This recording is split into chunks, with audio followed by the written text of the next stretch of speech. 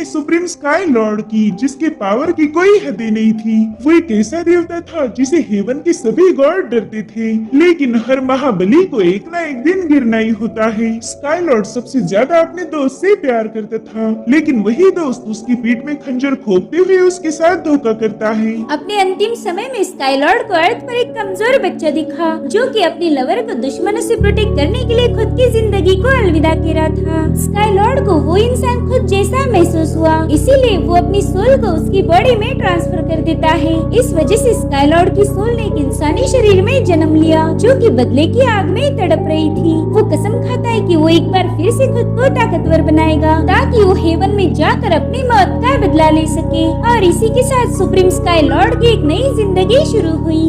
तो कहानी की शुरुआत में हमें जूटी एंड हेवनली रेल्म दिखाई जाती है, जहाँ पर कैटास्ट्रोफी के बादल छाए हुए थे। तभी यूनफी नाम का बंदा वहाँ पर पहुँच गया। वो हमारे हीरो शाओ चेन को आवाज दे रहा था और अब वो उसे ढूंढते हुए हेवनली गेट के पास आ जाता है। तभी एक पावरफुल स्लैश अटैक के साथ वहाँ पर शाओ चेन की एंट्री हो गई। उसने आते ही अपने जबरदस्त पंचेस के साथ यूनफी की पिटाई करना शुरू कर दी थी। तो यूनफी उसके अटैक से खुद को बचाने लगता है, मगर तभी शाओ चेन ने अपने वेपन से उस पे हमला कर उसे नीचे पटक दिया और अब वो अपने हेवनली पंच का यूज करते हुए इसे खत्म करने ही वाला था। तभी यूनफी उससे कहते हैं कि भाई ये मैं हूँ, आखिर तुम मुझ पर बेवजह अटैक क्यों कर रहे हो। और ये सुनते ही शाओ चेन ने अपने अटैक को खुद ही डिस्ट्रॉय कर दिया। वो यूनफी से कहता है कि तुमने यहाँ पर नहीं आना चाहिए था। दरअसल शाओ चेन जूटी एंड हेवनली रेल्म का सुप्रीम मास्टर है। अब यूनफी जैसे तैसे खड़े होते हुए कह रहा था कि मैं यहाँ पर क्यों ना आऊँ, मैं तुम्हें ऐसे खुद को मारते हुए नहीं देख सकता। जिस पर शाओ चेन कहता है कि ये तुम्हें किसने बताया कि मैं खुद को मारने वाला था, मैं तो कैटास्ट्रोफी को फेस करने वाला हूँ। और तभी यूनफी पर एक थंडर गिरने वाली थी, तो शाओ चेन तुरंत ही अपने दोस्त को साइड में हटाते हुए उस लाइटनिंग को फेस करता है। वो कह रहा था कि मैं बस एक मामूली सा फिजिकल सुप्रीम लॉर्ड हूँ। जिस पर यूनफी कहता है कि तुम खुद को कम मत समझो, तुम 9 सुप्रीम मास्टर में से सबसे ज्यादा पावरफुल हो, तो फिर तुम्हें एक बार फिर से कैटास्ट्रोफी को फेस करने की क्या जरूरत है,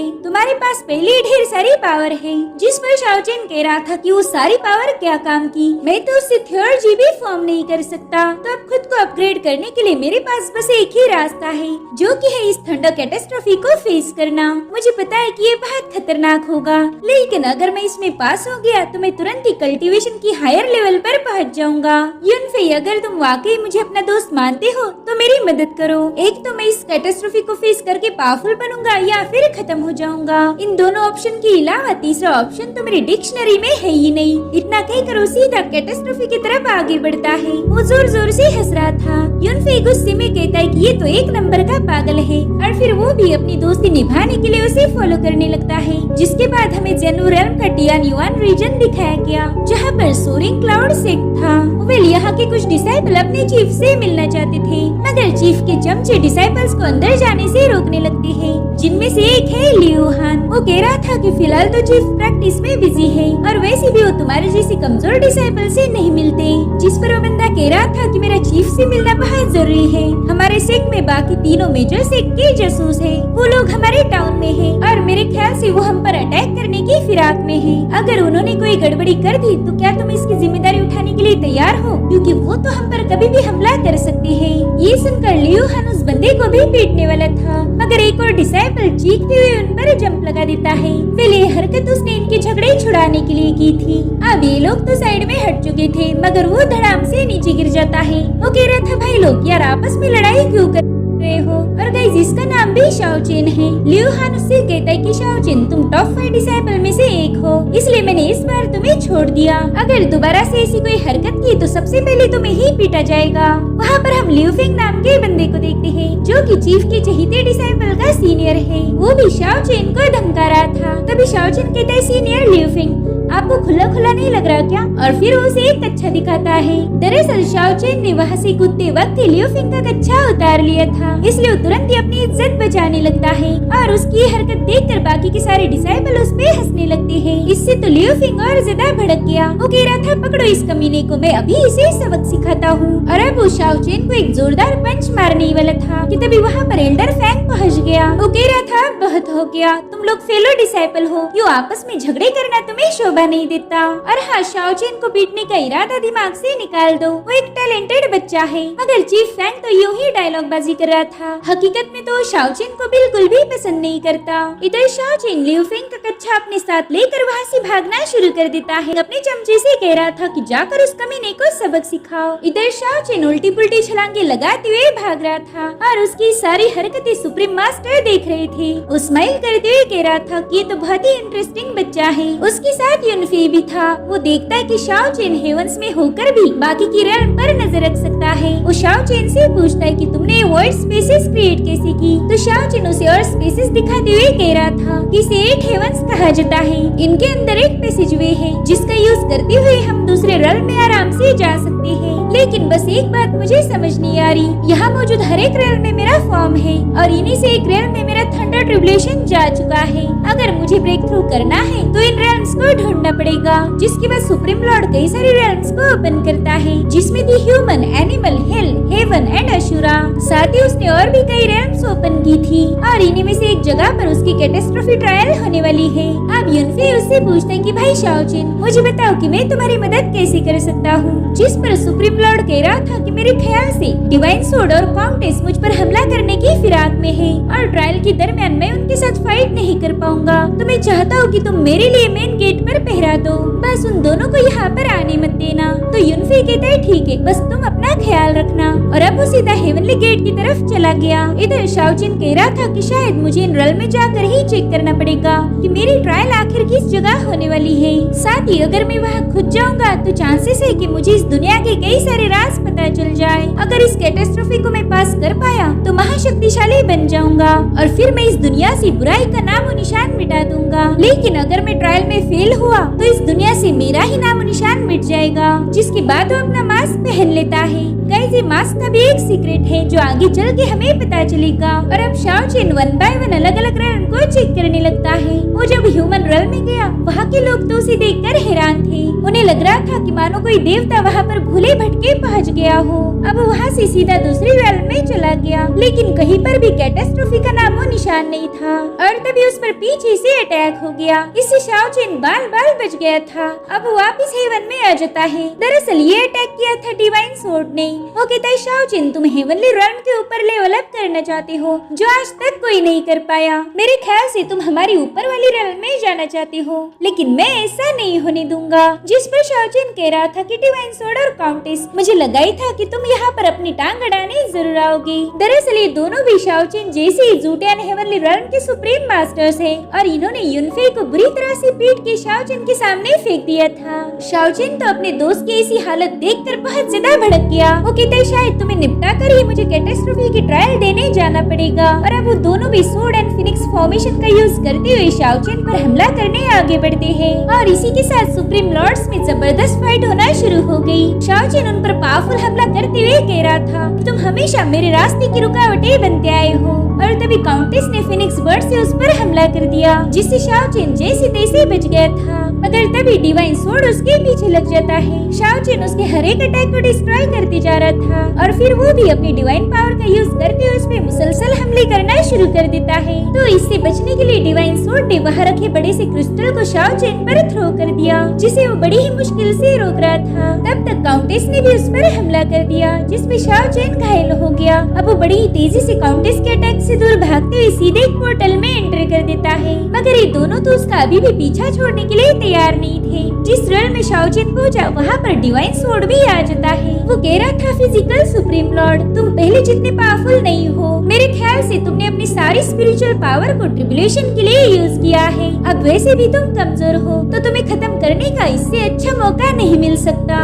उसकी बातों से शाओचेन को हंसी आ रही थी, क्योंकि उसे पता है कि ये दोनों उसके सामने कुछ भी नहीं। तब तक काउंटेस भी वहाँ पर पहुँच गई। वो कह रही थी शाओचेन, मैंने तो तुम्हें पहले ही बोला था कि अगर तुम मेरे नहीं हुए तो तुम किसी के नहीं हो सकते। मैं तुम्हें इतना तड़पाऊंगी कि तुम खुद ही खुद की जान लोगे। इसीलिए अब मेरे सफर का इम्तिहान मत लो। जिस पर शाओचेन कह रहा था कि हम दोनों भी सुप्रीम कॉरप्ट लॉर्ड है, इसीलिए हमने पुरानी बातें भूल के आगे बढ़ना चाहिए। गाइस, इससे हमें पता चलता है कि इन दोनों की बैकग्राउंड में कुछ तो कहानी थी। और अब शाओ चेन अपनी डिवाइन पावर का यूज करते हुए इन दोनों पर जबरदस्त हमला करना शुरू कर देता है, जिसे दोनों लॉर्ड शील्ड बनाकर रोक रहे थे। बाद में वहाँ पर एक बहुत बड़ा धमाका हो गया। ये लोग देखते हैं कि शाओ चेन तो वहाँ से ही जा चुका है। अब वहाँ पर तो कई सारे पोर्टल्स थे, तो ये दोनों अलग अलग होकर उसे ढूंढने चले जाते हैं। जिस पोर्टल में डिवाइन सोड गया वहाँ पर तो कई सारे मॉन्स्टर्स थे। और गाइस, ये रियल में कुछ पौधे हैं जो कि खुद ही मॉन्स्टर में बदल चुके थे। वो डिवाइन सोड को निगलने की कोशिश करने लगते हैं। अब बेचारा डिवाइन सोड जैसे तैसे उनसे बचता जा रहा था, मगर तभी वहाँ की बेलों ने उसे जकड़ लिया और इसी का फायदा उठाते हुए शाओ चेन उस पे एक पावरफुल हमला कर उसे नीचे पटक देता है, जिसके बाद वो सीधा काउंटेस के पास पहुँच गया। ये बंदी तो उसे देखते ही उस पर हमला करना शुरू कर देती है, मगर शाओ चेन पोर्टल ओपन करके उसी के अटैक को उसी पर डायरेक्ट कर देता है। और अब वो समनिंग आर्ट का यूज करते हुए काउंटेस पर एक पावरफुल हमला कर उसे दूसरे रेल में पटक चुका था।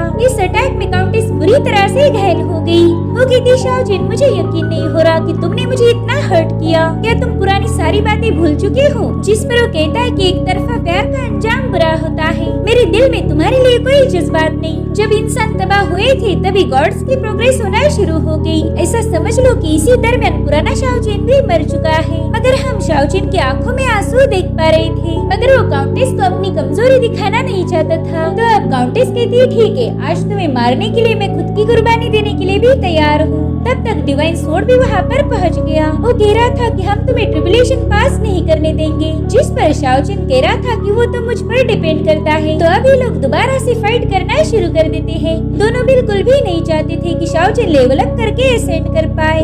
इधर युनफे इन लोगों की फाइट देख रहा था। वो समझ गया था कि ये दोनों उसके दोस्त शाओ चेन का पीछा तब तक नहीं छोड़ेंगे जब तक वो हार न मान ले। इधर शाओ चेन उन्हें अलग अलग रोल में ले जाकर उल्लू बना रहा था, और वहीं दूसरी तरफ हम उसके ह्यूमन फॉर्म को देखते हैं, जो कि अभी भी लियो फेंग का कच्छा लेके भाग रहा था। वो कहता है, यार अब प्लीज मेरा पीछा छोड़ दो ना, मैं भाग भाग के थक गया हूँ। और तभी लियो फेंग उस पर एक सेंटीपेड छोड़ देता है जो शाओ चेन को निगलने वाली थी, मगर वो तुरंत ही साइड में हट जाता है और दूसरे ही बीस्ट ने उस सेंटीपेड को निगल लिया। दरअसल शाओ चेन भागते भागते फॉरबिडन लैंड में पहुँच गया था। यहाँ पर तो पॉइजनस इंसेक्ट का राज है, तो लियो फेंग के साथ ही कह रहे थे कि हम यहाँ पर नहीं जा सकते। अब लियो को तो कुछ भी करके शाओ चेन को पीटना था, इसलिए वो कह रहा था कि ये कोई खेलने की जगह नहीं, इसलिए जल्दी से बाहर आ जाओ। तो शाओ चेन उसे कहता है, सीनियर, अगर आप अपना कच्छा वापस चाहते हो तो यहाँ आकर ले लो, लेकिन मैं बाहर नहीं आने का। उसकी बातों से लियो फेंग तो अब बहुत ज्यादा भड़क गया था। वो शाओ चेन को मारने के लिए फॉरबिडन लैंड में जाने के लिए भी रेडी हो गया, मगर उसके चमचे उसे रोक रहे थे। और तभी कोई उन पर पत्थर फेंकने लगता है।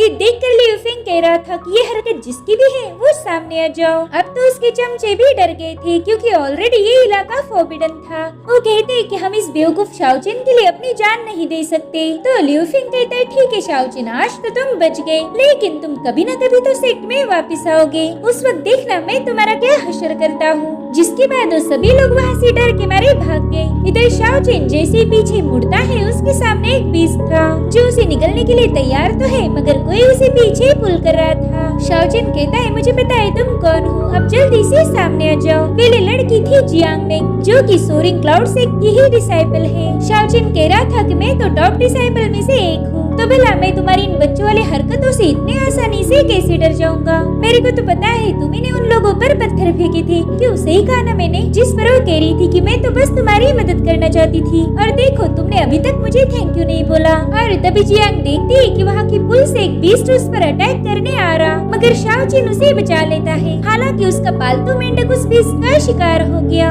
अब शाओ चेन उसे डांटते हुए कह रहा था कि तुमने इतनी खतरनाक जगहों पर नहीं आना चाहिए। जिस पर जियांग बता रही थी कि मेरा तुमसे मिलना जरूरी था। वो क्या है ना कि तुम हर बार भूल जाते हो। क्या तुम्हें सच में याद नहीं कि आज क्या है? और फिर वो उसे शराब का मटका दिखाने लगती है। अब अगले सीन में हम देखते कि शाओ चेन तो शराब के नशे में धुत है। वो कह रहा था कि लो, आज एक और बर्थडे चला गया, यानी कि 1 साल बीत चुका है। हर बार बस तुम और हमारे मास्टर, तुम दोनों ही मेरा जन्मदिन याद रखते हो, लेकिन इस बार मास्टर हमारे साथ सेलिब्रेट नहीं कर सकते, उन्हें तो पॉइजन किया गया है। और उनकी जगह पर फिलहाल एल्डर फैंग काम कर रहा है। और उस एल्डर फैंग की वजह से मुझे तो लगता है कि हमारा सेक्ट अब बिल्कुल भी सेफ नहीं। यहाँ पर फिलहाल तो खामोशी है, लेकिन इसी में बहुत बड़ा खतरा मुझे महसूस हो रहा है। तो जियांग परेशान होकर पूछती कि हमारे मास्टर ठीक तो हो जाएंगे ना? जिस पर शाओजिन कह रहा था कि अरे तुम फिक्र मत करो, इतना सा पॉइजन हमारे मास्टर का कुछ भी बिगाड़ नहीं सकता। और वैसे भी वो तो बस पॉइजन होने का दिखावा कर रहे हैं ताकि हमारे सिख के गद्दारों को पकड़ पाए। ये सुनकर तो जियांग काफी ज्यादा शॉक हो गई। वो पूछती कि वाकई हमारे सिख में गद्दार है? जिस पर शाओजिन उसका हाथ थामते हुए कह रहा था कि तुम बिल्कुल फिक्र मत करो, मैं आखिरी सांस तक तुम्हें प्रोटेक्ट करूंगा।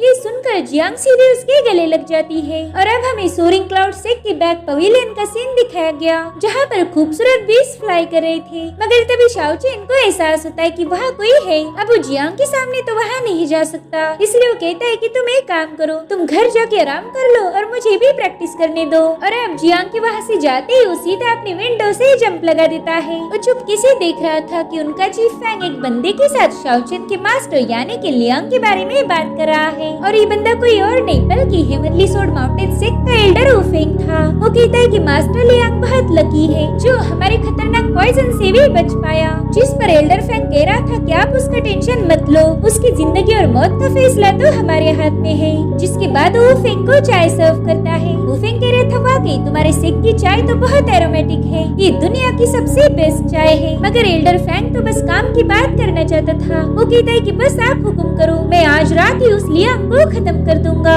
जिस पर वुफेंग कहता है नहीं, अभी सही वक्त नहीं आया। देखो फिलहाल तो हमें पता नहीं कि सोल कैप्टिवेटिंग वैली और स्कॉचिंग फ्लेम सेक्ट वालों का क्या प्लान है। इन दोनों में से जो भी पहला अटैक करेगा बाकी के सेक्ट भी उसका फायदा उठाएंगे और हम भी वही करने वाले हैं। हम सही वक्त आते ही एल्डर लियांग को निपटा देंगे। जिस पर एल्डर फैंग कह रहा था कि सीनियर वुफेंग अगर हम लियांग को खत्म करने में कामयाब हो गए तो फिर, लेकिन वुफेंग उसे टोकते हुए कह रहा था कि बिल्कुल टेंशन मत लो, हम हेवनली सोर्ड माउंटेन के लोग हमेशा अपना वादा निभाते हैं। बस एक बार हम एल्डर लियांग को खत्म कर दे, उसके बाद तुम सोरिंग क्लाउड सेक्ट के चीफ बन जाओगे और किसी में इतनी हिम्मत नहीं होगी कि तुम्हें अपोज कर पाए। ये सुनकर तो एल्डर फैंग सीधे घुटनों पर आ गया। वो कह रहा था सीनियर आपका बहुत बहुत शुक्रिया, मगर वुफेंग को तो कुछ और भी चाहिए था। वो कहता है तुम्हारे सेक्ट में जियांग मेंग नाम की डिसाइपल है। इधर जियांग का नाम सुनते ही शाओजिन थोड़ा सा डर गया था। एल्डर फैंग कहता है कि हाँ वो लड़की किसी काम की नहीं क्योंकि वो बहुत छोटी है। जिस पर वुफेंग कह रहा था कि फिलहाल तुम्हारे सेक्ट में तीनों मेजर सेक्ट के ढेर सारे लोग आए हैं, क्या तुम्हें जरा भी अंदाजा है कि वो यहाँ पर क्यों आए होंगे? ऑफ कोर्स वो उस बंदी को ले जाना चाहते हैं। ये सुनकर तो फैंग के डिसाइपल काफी ज्यादा हैरान हो गए।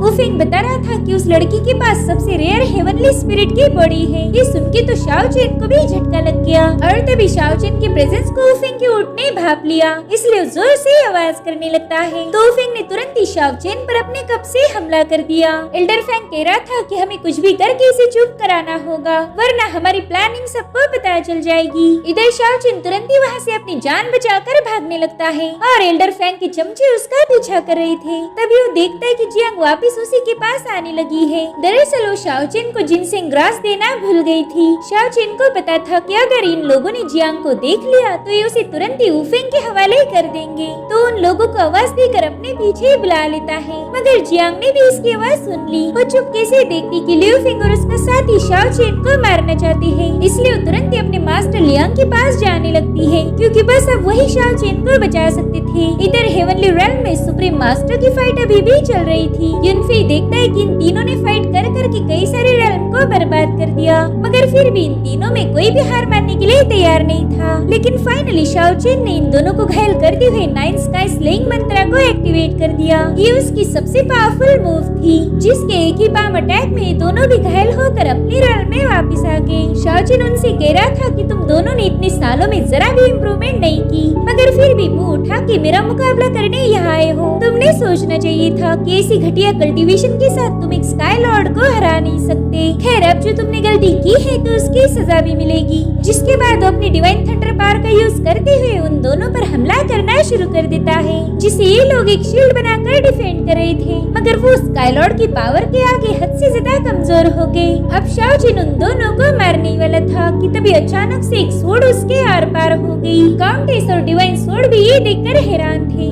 दरअसल ये अटैक शाओचेन के जिगरी दोस्त युनफे ने किया था। वो कहता है माफ करना मेरे दोस्त, लेकिन मुझे ये करना पड़ा। शाओचेन भी कम्प्लीटली शॉक था कि आखिर इस बंदे ने ऐसा क्यों किया होगा। तो युनफे उसे वजह बताता है। वो कह रहा था कि जब तक तुम जिंदा हो तब तक तुम हमेशा टॉप पर रहोगे और मैं तुम्हारे नौकर जैसे आगे पीछे घूमता रहूंगा, इसलिए तुम्हारा मरना तो तय था। और अब वो शाओचेन को स्पेस में फेंक देता है। वो बुरी तरह से घायल था। उसे तो अभी भी यकीन नहीं हो रहा था कि उसके साथ इतना बड़ा धोखा हुआ। युनफे के अटैक से उसकी कोर पूरी तरह से डैमेज होने लगी थी। तो शाओचेन कहता है कि युनफे तुम एक गद्दार हो, मैं तुमसे नफरत करता हूँ। तभी वो देखता है कि उसका दूसरा फॉर्म भी बुरी तरह से घायल हो चुका है। कुछ लोग उसे जान से मारने की कोशिश कर रहे थे। उन्होंने अपना खंजर निकाल लिया था जो सीधा शाओचेन के आर पार करने ही वाले थे कि तभी स्काईलॉर्ड की पावर शाओचेन में आना शुरू हो गई। इस पावर से तो शाओचेन सीधे हवा में फ्लोट करने लगा था। वो सुप्रीम मास्टर की सारी पावर को एब्सॉर्ब करके नीचे आ गया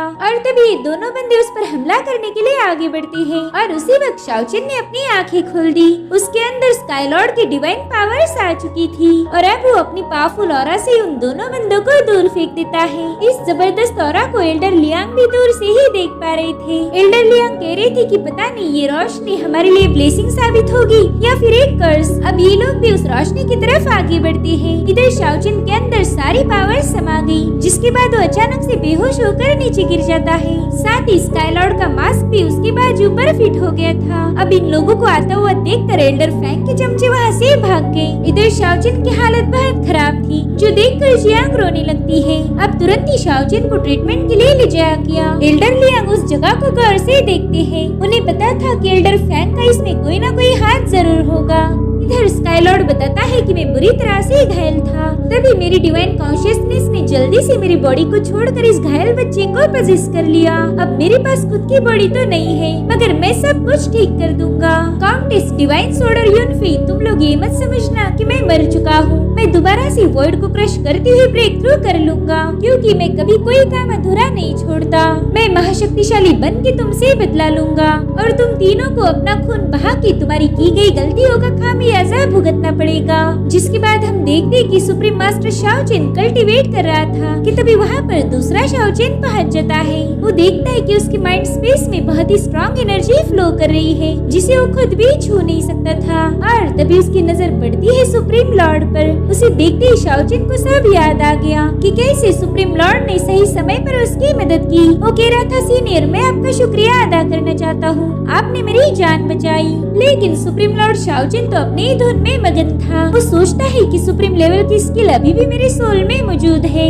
लेकिन मैं अपनी पावर का यूज नहीं कर सकता क्योंकि इस बंदे की बॉडी बहुत कमजोर है। अगर मैंने ऐसा किया तो वो एक्सप्लोड हो जाएगी। शायद अब मुझे जीरो से शुरुआत करनी पड़ेगी। सबसे पहला मुझे एंशिएंट बॉडी टेम्परिंग मंत्रा को कल्टीवेट करना होगा। तभी शाओचेन उससे पूछता है कि सीनियर, आखिर आप हो कौन? आपने मेरी जान बचाई है, बताइए मैं आपके इस एहसान को कैसे चुकता करूं? आज के बाद आप जो बोलोगे मैं वो सब करूंगा ताकि मैं आपका कर्ज चुका पाऊं। ये सब सुनकर सुप्रीम मास्टर सोच रहा था कि बच्चे, मैंने तुम्हारी जान बचाई है, तो जैसे एंशिएंट बॉडी टेम्परिंग मंत्रा को मैं कुछ हद तक मास्टर कर लूं, फिर तुम अपनी बॉडी मुझे दे देना। बस इसी तरह से तुम मेरा एहसान चुका सकते हो। हालांकि ये बात उसने शाओचेन को नहीं बताई थी। इधर शाओचेन अभी भी बेहोश था। मास्टर लियांग कह रहे थे कि जरूर से शाओचेन को कोई सीक्रेट पता चला होगा, इसलिए तो उस पर जानलेवा हमला किया गया। मेरे ख्याल से इसके पीछे हमारे सिक्के ही किसी पर्सन का हाथ है। अब वो इस बारे में पता करने के लिए वहाँ से चले जाते हैं। अब रात के समय एल्डर लियांग से मिलने के लिए एक बंदी आ गई। इसे हिडन मिस के नाम से भी जाना जाता है और ये एल्डर लियांग की जासूस है। वो बताती है कि हमारी लिंगशाओ सिटी में बहुत सारे अजीब से लोग आ चुके हैं। मेरे ख्याल से वो 3 मेजर सेक्ट के मेंबर होंगे और उनके इरादे मुझे बिल्कुल भी ठीक नहीं लग रहे। जिस पर एल्डर लियांग कह रही थी कि शायद एक बार फिर से तूफान आने वाला है, हमें उसके लिए तैयार रहना होगा। जिसके बाद हमें लिंगशाओ सिटी दिखाई जाती है, जहाँ पर एक बंदी अपनी खूबसूरती के जलवे दिखाते हुए एक बंदे को अपने पास बुला रही थी। वो बंदा तो बस उसके इशारों पर नाच रहा था। जिसके बाद वो फाइनली उसे अपनी बाहों में ले लेता है, लेकिन तभी उस लड़की ने उस पर हमला कर दिया, जिससे वो बंदा पूरी तरीके से पजेस हो गया था। दरअसल ये लड़की सोल कैप्टिवेटिंग वैली की डिसाइपल थी। वो कहती है ये सभी मर्द एक जैसे हैं। खूबसूरत लड़की देखते ही लार टपकाना शुरू कर देते हैं और इसीलिए तो मैं बड़ी आसानी से इन्हें अपना पपेट बना लेती हूँ। हम हम देख पाते हैं कि वाकई इस बंदी ने उसे पूरी तरह से अपने वश में कर लिया था और अब वो अपने इस पपेट का यूज करते हुए एक बंदे पर हमला कर देती है। वो पपेट सीधा उसकी तरफ भाग रहा था, मगर उस बंदे ने तुरंत ही इस पपेट को खत्म कर दिया। वो कह रहा था कि इसीलिए तो मैं लड़कियों को बिल्कुल भी पसंद नहीं करता। मेरे ख्याल से वो एक श्राप है। दरअसल इस बंदे का नाम है मिंग और ये स्कॉर्चिंग फ्लेम सेक्ट का डिसाइपल था। अब वो उस लड़की से पूछता है कि बताओ तुम सोरिंग क्लाउड सेक्ट में क्या कर रही हो, जिस पर वो लड़की कह रही थी कि तुम इसके बारे में सोचकर अपने छोटी सी दिमाग पर ज्यादा जोर मत डालो। और अब उसका उल्टा जवाब सुनकर इन दोनों में फाइट होने वाली थी कि तभी वहाँ पर वो फेंग आ जाता है। वो कह रहा था कि हम लिंगशाओ सिटी में मेहमान हैं, इसीलिए तुम लोगों ने खुद पर थोड़ा सा काबू रखना चाहिए, वरना यहाँ हमें मुसीबतें हो सकती है। वही दूसरी तरफ यूनफी लगातार ब्रेक थ्रू करता जा रहा था और उसकी इस प्रोग्रेस को डिवाइन सोर्ड और काउंटेस भी देख रहे थे। डिवाइन सोर्ड कहता है कि शायद हमारा नया फिजिकल सुप्रीम लॉर्ड जल्द ही पैदा होगा और मैं उम्मीद करूंगा कि ये शाओचिन जैसे तुम्हारा दिल न तोड़े। शाओचिन तो तुमसे ब्रेकअप करके भाग गया था, जिस पर काउंटेस कहती कि शाओचिन मर चुका है, इसलिए पुरानी बातों को मत निकालो। शाओचिन तो बस मेरा एक पास था। जिस पर डिवाइन सोर्ड कहता है कि अब शाओचिन की मौत के बाद हमें हेवनली गेट को छोड़ने का चांस मिलेगा। हम दोनों भी ब्रेक थ्रू करके असेंड हो सकते हैं। शायद हमारी तकदीर में यही लिखा था, इसलिए तो हम उस पावरफुल शाओचिन को मार पाए। अब इन दोनों को कौन समझाए कि शाओचिन तो इनसे बदला लेने आने वाला है। वही दूसरी तरफ शाओचिन को सुप्रीम लॉर्ड की मेमोरीज के पीसेस दिखने लगते हैं, जिसे देखकर लॉर्ड काफी ज्यादा इम्प्रेस हो गया और इन्हीं मेमोरीज को देख के शाओचिन को होश जाता है। जियांग तब उसी के पास बैठी हुई थी और वो ये बताती कि तुम कई दिनों से बेहोश थे। मास्टर लियांग भी तुम्हारे लिए बहुत ज्यादा परेशान हो गए। अच्छा हुआ कि तुम्हें होश आ गया। वही दूसरी तरफ हमें दिखाया जाता है कि स्कोचिंग फ्लेम सेक्ट के लोग सोरिंग क्लाउड सेक्ट पर हमला करने पहुंच चुके हैं। वो कह रहे थे चलो जल्दी से हमारे स्वागत की तैयारी करो, लेकिन सोरिंग क्लाउड सेक्ट वाले उन्हें जरा भी भाव नहीं दे रहे थे, जिस वजह से उन लोगों ने तुरंत ही वहाँ पर तबाही मचाना शुरू कर दी। तो सोरिंग क्लाउड सेक्ट वालों ने भी उनके साथ फाइट करना शुरू कर दी। तब तक वहाँ पर स्कॉचिंग फ्लेम सेक्ट का मास्टर हाउली भी पहुँच चुका था। ये बंदा बहुत ही ज्यादा पावरफुल है, तो उसे वहाँ देख कर एल्डर लियांग को भी बाहर आना पड़ता है। वो ताना मारते हुए कह रही थी कि माफ करना, हम तुम्हारा ढंग से स्वागत नहीं कर पाए। और फिर क्या इन दोनों में भी फाइट शुरू हो गई। एल्डर लियांग कह रहे थे कि तुम अपने पावरफुल डिसाइपल लेकर यहाँ आए हो,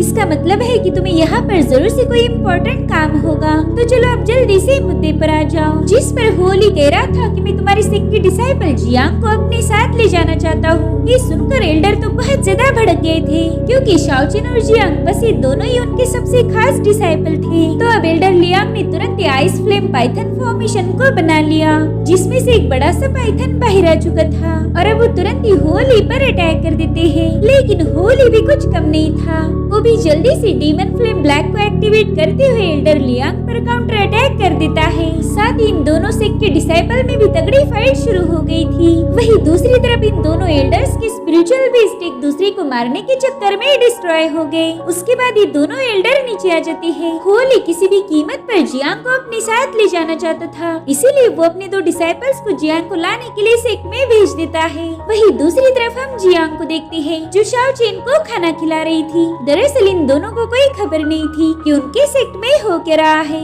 और तभी वहाँ पर स्कॉचिंग फ्लेम सेक्ट के दो बंदे पहुँच जाते हैं। जियांग उन्हें वहाँ आने के लिए डांट रही थी। वो कहती है कि तुम ऐसे ही मुंह उठा के किसी के रूम में कैसे घुस सकते हो, चलो जल्दी से यहाँ से दफा हो जाओ। जिस पर डिसाइपल कह रही थी कि हम तो तभी दफा होंगे जब तुम हमारे साथ चलोगी। इधर शाओचिन में जरा भी पावर नहीं थी, तो उठते ही गिर जाता है। तभी सुप्रीम मास्टर उससे कह रहा था कि बच्चे तुम्हारी कंडीशन देखते हुए मैं तुम्हें एक सलाह देना चाहता हूँ। फिलहाल तुमने अपनी पावर का बिल्कुल भी यूज नहीं करना चाहिए, वरना तुम दूसरों को क्या खुद को भी बचा नहीं पाओगे। मैं नहीं चाहता कि तुम बेवजह मारे जाओ। तो शाओचिन जैसे तैसे उठते हुए कह रहा था कि सलाह के लिए शुक्रिया, लेकिन जियांग कोई पराई नहीं, चाहे कुछ भी हो जाए मैं उसे कभी हर्ट नहीं होने दूंगा, भले ही उसके लिए मुझे अपनी जान ही क्यों ना देनी पड़े, लेकिन जब तक मैं जिंदा हूँ तब तक उसे प्रोटेक्ट करूंगा। अब शाओचिन की बातें सुनकर उस बंदे ने तुरंत ही सोल ब्रेकिंग फायर पाम को एक्टिवेट करते हुए शाओचिन पर हमला कर दिया, लेकिन जियांग ने तुरंत ही शाओचिन को साइड में हटा दिया, जिस वजह से वो खुद ही इस अटैक से घायल हो गई।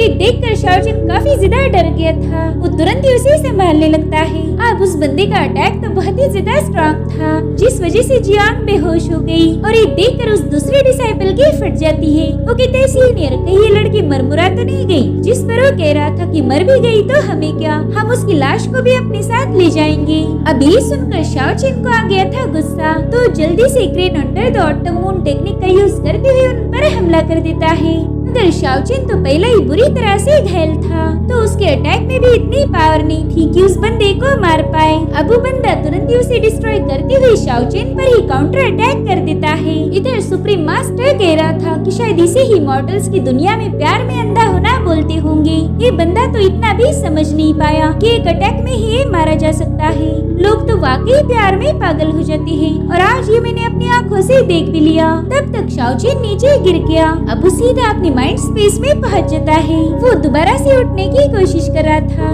लेकिन इस बार वो अपनी बॉडी को कंट्रोल नहीं कर पाता। तभी सुप्रीम मास्टर उससे कहती कि बच्चे, तुम काफी स्ट्रांग हो, इतनी खतरनाक इंजरीज के बावजूद भी तुम बिस्तर से उठ पाए, लेकिन अब तुम्हारी बॉडी तुम्हारी नहीं रही, वो मेरे लिए एक वेसल बन चुकी है ताकि मैं दोबारा से जिंदा हो पाऊँ। ये सुनकर तो शाओचिन बहुत ज्यादा शॉक हो गया था। वो कहता ये बॉडी मेरी है तो इसे तुम कैसे ले सकते हो? जिस पर सुप्रीम मास्टर कह रहा था कि बच्चे, शायद तुम अभी तक समझे नहीं, तुम्हारी तो ऑलरेडी मौत हो चुकी है। ये सुनकर तो शाओचिन को बहुत बड़ा झटका लग गया था। सुप्रीम मास्टर उसे बता रहा था कि वो अटैक जानलेवा था और तुम उसे डॉज भी नहीं कर पाए, इसीलिए तुम्हारी मौत हो गई। लेकिन तुम बहुत स्ट्रॉन्ग भी थे, इसी वजह से तुम्हारी डिवाइन कॉन्शियसनेस अभी भी सही सलामत है। वेल, ये तुम्हारी सोल रिमेन है और तुम्हारी सोल तब तक इस बॉडी में रहेगी जब तक कि मैं इसे फुल्ली टेक ओवर ना कर लूं। और अब वो शाओचिन को अपना विशाल ग्लोरियस फॉर्म शो करता है। वो बता रहा था कि मैंने अभी एंशिएंट बॉडी टेम्परिंग मंत्रा की फर्स्ट लेवल को अचीव किया है, तो अब मैं पूरी तरीके से तुम्हारी बॉडी का कंट्रोल लेने के लिए तैयार हूँ, इसलिए अब तुम्हारी मुझे कोई जरूरत नहीं। ये सुनकर शाओचिन को बहुत बुरा लग रहा था, खुद के लिए नहीं बल्कि जियांग के लिए, क्योंकि वो उसे प्रोटेक्ट करने में फेल हो गया। वो सुप्रीम मास्टर से कहता है कि सीनियर, आप मेरी बॉडी पर कंट्रोल करो, इससे पहले मैं आपसे एक प्रॉमिस लेना चाहता हूँ। जिस पर सुप्रीम मास्टर कह रहा था कि मरे हुए लोगों को मेरे साथ बार्गेन करने का कोई हक नहीं। अब ये सुनकर शाओचिन को गुस्सा आ गया था। वो दोबारा से अपनी बॉडी पर कंट्रोल हासिल करने के लिए अपनी सोल को बर्न करना शुरू कर देता है। अब जब तक वो खुद हो के सुप्रीम मास्टर को अपनी बॉडी नहीं देता, तब तक वो उसका कुछ भी बिगाड़ नहीं सकते थे। और अब शाओचिन अपनी सोल पावर का यूज करते हुए दोबारा से जिंदा हो जाता है। उसे तो बस जियांग को बचाना था। वहीं दूसरी तरफ हम एक मोटे बंदे को देखते हैं। वो भी सोरिंग क्लाउड्स का डिसाइपल है। वो एक बड़ी सी तंगड़ी खाने में बिजी था कि तभी वो देखता है कि दो लोग जियांग को अपने साथ ले जा रहे हैं। तब तक शाओचिन भी जैसी तैसी वहाँ पर पहुँच गया। अब उन बंदों को रोकने की कोशिश करता है, मगर उसमें ज्यादा पावर बची नहीं थी, तो वो बस उन लोगों को उठा उठा के पटकने लगता है। तब तक जियांग को भी थोड़ा सा होश आ गया। वो देखती कि शाओचिन उन डिसाइपल्स की लातें खा के भी उसे बचा रहा है। इधर शाओचिन पावर यूज नहीं कर सकता था, इसलिए उन बंदों को काटना शुरू कर देता है। अब इधर काटने का प्रोग्राम चालू ही था कि तब तक वो मोटू डिसाइपल भी वहाँ पर आ जाता है। शाओचिन उससे कह रहा था कि जल्दी से जियांग को यहाँ से लेकर जाओ। मैंने कहा अभी के अभी, तो बंदा तुरंत ही उसे अपने पीठ पर कैरी करते हुए वहाँ से भागने लगता है। इधर वो दोनों डिसाइपल शाओचिन पर बहुत ज्यादा भड़क गए थे, तो उसकी पिटाई करना शुरू कर देते हैं। सुप्रीम मास्टर देखता है कि ये बंदा तो मार खा खा के अपना थोबड़ा बदसूरत कर देगा, तो कह रहा था कि प्लीज मेरा लुक मत बिगाड़ो। लेकिन शाओचिन तो बस अपनी जिद पर अड़ा हुआ था। वो कहता है वादा करो कि तुम जियांग को प्रोटेक्ट करोगे, मैं इसी मार खा खा के खत्म हो जाऊंगा, फिर देखना तुम्हें कोई बॉडी नहीं मिलेगी। ये सुनकर सुप्रीम एल्डर को टेंशन आ गया था। वो कहता है कि अगर तुमने मुझे अपनी डिवाइन कॉन्शियसनेस नहीं दी तो हम दोनों भी मारे जाएंगे। मगर शाओचिन को तो इससे कोई लेना देना नहीं, वो तो बस उससे प्रॉमिस मांग रहा था। इधर वो डिसाइपल शाओचिन पर फाइनल अटैक करने ही वाला था कि तभी सुप्रीम मास्टर ने उस बॉडी का कंट्रोल लिया। वो गुस्से में कह रहा था कि तुम लोगों के नखरे कुछ ज्यादा ही हो गए, और फिर एक ही सेकंड में उन दोनों का काम तमाम हो गया। जिसके बाद वो लंगड़ाती हुई जियांग की तरफ जाने लगता है। है। इधर वो मोटू बंदा भाग भाग के थक गया था। वो अब जियांग को एक जगह बिठा देता है, लेकिन तब तक वहाँ पर वूफेंग पहुँच गया। वो कहता है कि शायद इसी लड़की का नाम जियांग है। अब वूफेंग को देखते ही वो डिसाइपल उस पर हमला करने के लिए तैयार हो ही रहा था, लेकिन इससे पहले वूफेंग ने जियांग को अपने कब्जे में लिया। साथ ही उस मोटू डिसाइपल को पेड़ पर टांग देता है ताकि वो दोबारा से उसका पीछा न कर पाए। इधर सुप्रीम लॉर्ड कह रहा था कि इस नई बॉडी में तो मुझे चलने को भी नहीं आ रहा, शायद इसकी आदत होने में थोड़ा सा टाइम लगेगा। वो लंगड़ाते हुए उसी पेड़ के पास पहुंच चुका था जिस पर वो मोटू डिसाइपल टंगा हुआ है। उसे बताता है कि जियांग को एक बंदा यहाँ से ले गया। तो सुप्रीम मास्टर अपने डिवाइन पावर का यूज करते हुए चेक करता है। वो आसानी से देख पा रहा था कि जियांग तो वूफेंग के कब्जे में है। इधर शाओचेन उससे रिक्वेस्ट कर रहा था कि प्लीज मेरी जियांग को बचा लीजिए, वरना मैं अपनी बॉडी दोबारा से वापस लूंगा। तो बेचारा सुप्रीम मास्टर कह रहा था कि ये क्या मुसीबत है यार, मैं कहाँ इस आशिक के चक्कर में फंस गया। खैर अब फंस गए तो क्या ही कर सकते हैं। जिसके बाद वो अपनी अजीब सी चाल चलते हुए वूफेंग के पास पहुँच गया। तब वूफेंग भी उसके साथ फाइट करने के लिए अपनी तलवार बाहर निकाल लेता है। वो कह रहा था कि मैं हूँ वूफेंग और मैं हेवनली सोर्ड माउंटेन से का एल्डर हूँ। और इस पर सुप्रीम मास्टर ने उसे अपना बेहतरीन डायलॉग फेंक के मारा। वो कह रहा था कि तुम मेरी नजरों में कुछ भी नहीं हो, इसलिए खुद को इंट्रोड्यूस करने की तकलीफ मत उठाओ। जिसके बाद वो अपनी सुप्रीम ट्रेजर स्पेस को ओपन कर देता है। इसमें उसके पावरफुल और बेहतरीन आर्मर रखे हुए थे और उन्हीं में से सुप्रीम मास्टर ने अपने मास्क को उठा लिया। वेले मास्क खुद में एक सुप्रीम लेवल का टैलिस्मान है।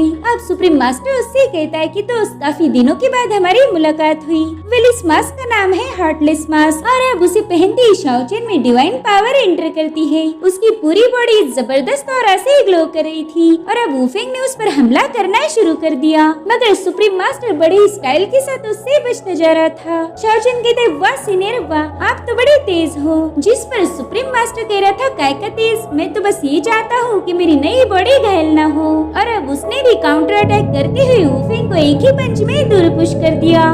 वूफेंग समझ गया था कि ये बंदा बहुत ज्यादा पावरफुल है, तो तुरंत ही अपनी डिवाइन सोर्ड मंत्रा को एक्टिवेट कर देता है। उसके ऐसा करते ही उसकी सोर्ड बड़ी ही तेजी से शाओचेन की तरफ अटैक करने आगे बढ़ रही थी, मगर वो अपने एक ही पावरफुल पंच और लात मार के उस सोर्ड को वापस वूफेंग के पास भेज चुका था। इस अटैक की वजह से स्काईलॉर्ड को थोड़ी सी चोट लग गई थी, तो वो बड़े ही स्टाइल के साथ अपना ब्लड टेस्ट करते हुए कह रहा था कि मुझे लगा नहीं था कि ये बंदा मुझे हर्ट कर पाएगा, लेकिन ये भी सही है। वैसे भी बिना आर्मर के फाइट करने का मजा ही कुछ और है। इधर वूफेंग ने दोबारा से उस पर हमला कर दिया, लेकिन स्काईलॉर्ड बड़ी ही तेजी से उसकी सोर्ड से बचता जा रहा था और इसी वक्त उसे कुछ फील हुआ। वो कह रहा था कि अरे वाह, मैं तो एंशिएंट बॉडी टेम्परिंग मंत्रा की सेकंड लेवल पर पहुंच चुका हूँ। जिस पर वूफेंग कहता है क्या कहा, मुझे तो कुछ भी समझ नहीं आ रहा। साथ ही स्काईलॉर्ड देखता है कि अब तो उसकी चोट भी हील हो चुकी है और अब अटैक करने की बारी स्काईलॉर्ड की थी। वो अपनी खास टेक्निक हेवनली डीमन पाम को एक्टिवेट कर देता है। स्काईलॉर्ड की ये मूव इतनी जबरदस्त थी कि वो जमीन चीरते हुए वूफेंग की तरफ आगे बढ़ने लगती है। वूफेंग को तो कुछ भी समझ नहीं आ रहा था कि आखिर वहाँ पर हो क्या रहा है। वूफेंग देखता है कि जमीन को फाड़ते हुए एक गोल्डन पाम बाहर आ चुका है, तो उससे बचने की पूरी कोशिश कर रहा था, मगर फाइनली उसमें पूरी तरह से ट्रैप हो गया। सुप्रीम लॉर्ड बता रहा था कि हेवनली डीमन पाम टेक्निक एक मामूली सी मूव है, मगर है तो ये हेवन की सुप्रीम कैटेगरी की टेक्निक। तुमने तो खुद को लकी समझना चाहिए, क्योंकि तुम वो पहले ह्यूमन हो जिस पर मैंने अपनी मूव का यूज किया है। इधर वूफेंग तड़पते हुए पूछ रहा था कि भाई आखिर तो है कौन, जिस पर सुप्रीम लॉर्ड तेवर दिखाते हुए कह रहा था कि तुमने फिजिकल सुप्रीम लॉर्ड का नाम तो सुना ही होगा। जिसके बाद वो बड़े ही ब्रूटल तरीके से वूफेंग को क्रश कर देता है और इसी के साथ ये एपिसोड यहीं पर एंड हो जाता है। गाइस, अगर आपको ये वीडियो जरा भी अच्छा लगा हो तो इसे लाइक और एक प्यारा सा कमेंट जरूर कर देना। Thank you so much for watching. Bye bye, take care.